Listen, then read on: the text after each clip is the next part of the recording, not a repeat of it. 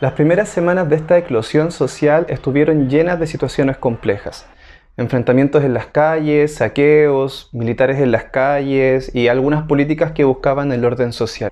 Si bien nadie tiene la respuesta definitiva en torno a si estas medidas son correctas o incorrectas, estamos llenos de opiniones y de incertezas. Pero si los adultos no lo tenemos claro, entonces, ¿cómo lo están entendiendo los niños y adolescentes, las niñas y adolescentes? ¿Cómo van construyendo criterios para decidir con qué están de acuerdo y con qué no? El objetivo de este video es poder profundizar en lo que es el desarrollo del razonamiento moral y los efectos que tiene la construcción de la identidad de niños, niñas y adolescentes. Vamos a compartir un poco cómo el razonamiento moral les ayuda a entender quiénes son, a qué pertenecen y con qué están de acuerdo. Nadie tiene total certeza y razón acerca de si debemos ser totalmente libres, de si debe utilizarse la fuerza como medida de autoridad. Y entonces la pregunta es cómo se va construyendo eso a lo largo de la vida. Esto es lo que conocemos como dilemas morales. Son situaciones que no tienen una respuesta fácil y única y que requieren de un cierto nivel de reflexión que se va desarrollando. Y esto también ocurre durante la niñez y la adolescencia. Pero la pregunta es cómo construyen los niños y adolescentes sus posturas, cómo los acompañamos también nosotros en la construcción de ese razonamiento en una situación social que está llena de opiniones, pero que está vacía o carente de totales certidumbres. Y entonces, ¿qué es el razonamiento moral? Es una perspectiva del desarrollo que nos va a permitir comprender cómo los niños y adolescentes van desarrollando estos argumentos en etapas sucesivas que fueron propuestas por Lawrence Kohlberg, que fue un psicólogo que planteó en específico 3 etapas, cada una de las cuales tiene 2 fases. La etapa preconvencional, que es la que cruzan niños en su primera infancia, es una etapa en la cual ellos toman decisiones en razón de intereses personales y de la prevención del castigo. Lo que les permite distinguir lo que es bueno y malo a quienes cruzan la etapa preconvencional es la búsqueda de la obediencia y la búsqueda de lo justo en la inmediatez. Es lo que pasa, por ejemplo, cuando los niños dicen que golpean a otro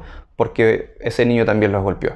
A la etapa preconvencional le sigue la etapa convencional, donde lo que empieza a cobrar importancia es la pertenencia al grupo y el sentimiento de responsabilidad que los sujetos sienten con el grupo al cual pertenecen. De tal manera que el cumplir las expectativas de ese grupo o el entender que la sociedad a la que pertenecemos tiene leyes, empiezan a ser nuevos criterios para tomar decisiones sobre lo bueno y lo malo. Entonces, cuando un niño se porta bien y está en la etapa convencional, lo que nos diría es que lo hace porque hay que ser responsable y porque hay leyes que así lo estipulan. Y en la etapa postconvencional, que vendría a ser más propia de adolescentes y adultos, lo que empieza a surgir son razonamientos que están basados en principios éticos universales, como por ejemplo la dignidad, la igualdad o la compasión.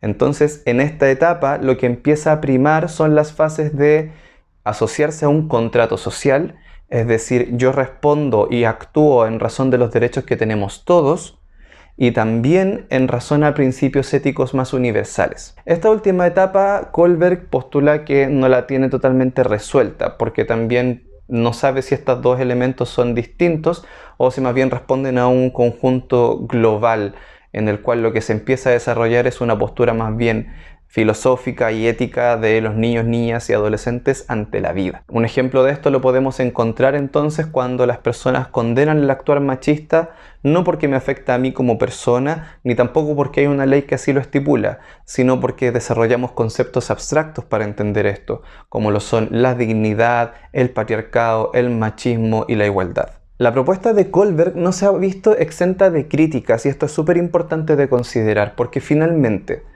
¿de dónde salen los conceptos que determinan lo que es moral? ¿De dónde salen estos conceptos que llamamos éticos o principios universales? Carol Gilligan fue una de las personas que cuestionó esto, señalando que los valores o principios a los cuales aludía Kohlberg estaban teñidos de una mirada occidental y machista.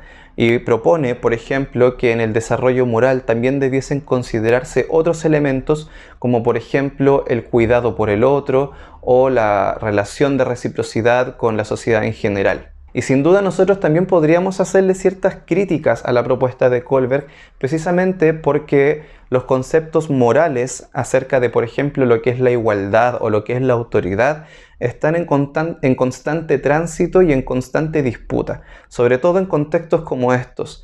¿Tenemos todos la misma idea de lo que es la libertad y la igualdad? ¿Tenemos todos la misma postura frente a lo que es el respeto a la autoridad o la manera en que ésta ejerce su poder? En medida que estos conceptos no estén claros, la pregunta no es cómo los estudiantes llegan a ese concepto, sino cómo lo construyen desde una perspectiva propia, personal y que nuevamente los legitime como sujetos sociales. Y esto implica entonces que el desarrollo de la moral también nos desafía a abandonar el egocentrismo y el adultocentrismo. Un segundo punto que vamos a tocar en este video es la relación entre el desarrollo del razonamiento moral y la construcción de identidad. Porque lo que sí podríamos consensuar es que a medida que los niños van cruzando por la etapa preconvencional hasta la postconvencional, abandonan el razonamiento respecto de sí mismos para empezar a identificarse con los grupos a los cuales pertenecen y con una cierta cantidad de valores. Y en este sentido tenemos que entender que cuando respondemos a ciertos valores, como personas, también estamos dialogando con una cultura. Por ejemplo, podríamos pensar en personas que están de acuerdo con la equidad o la igualdad y la dignidad, y otras personas que están de acuerdo con el orden como valor social o con el respeto a la autoridad. Y ambas personas van a estar en lugares distintos dentro de la sociedad de la que participan. Esto nos lleva a la importancia de que niños, niñas y jóvenes exploren sus identidades a medida que crecen. Y aquí Erik Erikson es un autor que nos puede servir para entender cómo esas distintas etapas implican resolver ciertas tareas clave. Lo que propone Erikson es que a través de la vida los sujetos van resolviendo dilemas específicos que son cruciales para el desarrollo. Por ejemplo, propone que los niños en su primera infancia deben resolver si van a confiar o no en la persona que les alimenta y les cuida. Posteriormente van a tener que resolver si van a ser autónomos o si van a ser dependientes de otro, que es el momento en el cual están aprendiendo a controlar esfínteres. Y luego nos propone una etapa en la cual van a aprender a regular su conducta resolviendo si quieren tener iniciativa o van a sentir culpa por ser demasiado impulsivos. Y en específico nos vamos a dedicar a el dilema que enfrentan los sujetos en la infancia escolar y en la adolescencia. Precisamente la entrada a la escuela hace que este niño o esta niña se introduzca en un sistema que le está evaluando constantemente y que le está desafiando a obedecer.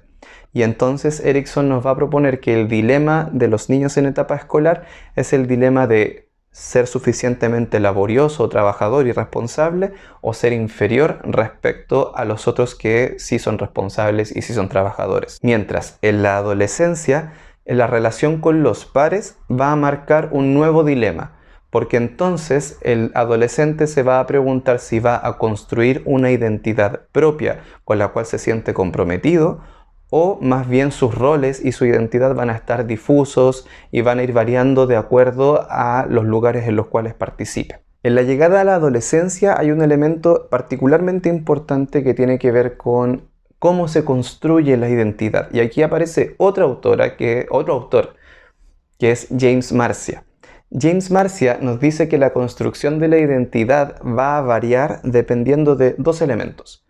Si la adolescente explora distintas identidades y valores, y si se compromete con alguno de ellos. Y entonces nos propone 4 posibilidades. La primera es del adolescente que difumina y no logra construir su identidad. Es un adolescente que no explora y que tampoco se compromete con determinados valores. Luego nos va a plantear que hay adolescentes que hipotecan o excluyen su propia identidad, que son aquellos que sin explorar se comprometen con valores que no son propios y que probablemente fueron impuestos por figuras dogmáticas como pueden ser sus familias, sus iglesias u otro espacio en el cual participen. En una tercera posición nos encontramos con la identidad moratoria. La moratoria de la identidad es el proceso de exploración mismo sin un compromiso o con un compromiso de valores que se aplaza. Es decir, adolescentes que van explorando si están más de acuerdo con el autoritarismo o con la democracia, más de acuerdo con la libertad o con el conservadurismo, en la medida que se van desenvolviendo en distintos espacios. Quien va a lograr construir su identidad es aquel que ha podido explorar distintas posibilidades para luego comprometerse con aquella que le da más sentido. Y nuevamente es muy difícil pensar que esta referencia teórica la podamos aplicar de manera mecánica en los adolescentes chilenos hoy, precisamente porque los adolescentes participan de espacios físicos y virtuales diversos, múltiples, simultáneos, y en los cuales se están discutiendo distintos valores. Y entonces, ¿qué elementos están incidiendo en la construcción de la identidad adolescente hoy día? ¿Y con qué preguntas los podríamos acompañar? Por ejemplo, podríamos pensar en adolescentes que están generando nuevos lugares de pertenencia y que empiezan a dialogar con otras personas que les hacen replantearse los valores en los cuales creían. Aquellos que están pensando en construir sus propias voces también están dialogando acerca de si quieren casarse con una idea que no les es propia o si quieren cuestionarla y desde ahí encontrar su propia posición. Hemos visto hasta ahora cómo los niños y adolescentes y las niñas y adolescentes van resolviendo los dilemas morales, construyendo cierto compromiso con valores en base a los cuales se identifican. Y desde ahí el desarrollo moral y la identidad empiezan a ser procesos claves. Sin embargo, esto no es ajeno a lo que vimos en el video anterior respecto de los subsistemas, exosistemas y macrosistemas de los cuales esos niños y adolescentes participan. En efecto, podríamos pensar que el desarrollo moral está íntimamente relacionado al desarrollo social, pensando, por ejemplo, que para poder distinguir nuestros propios valores necesitamos de contextos y subsistemas que nos permitan hacer eso y que nos ofrezcan oportunidades de desarrollo y educación. Pero también nos podríamos plantear que a medida que vamos desarrollando una moralidad más avanzada, más postconvencional, también empezamos a cuestionar y a dialogar con los valores y los principios que forman parte del macrosistema.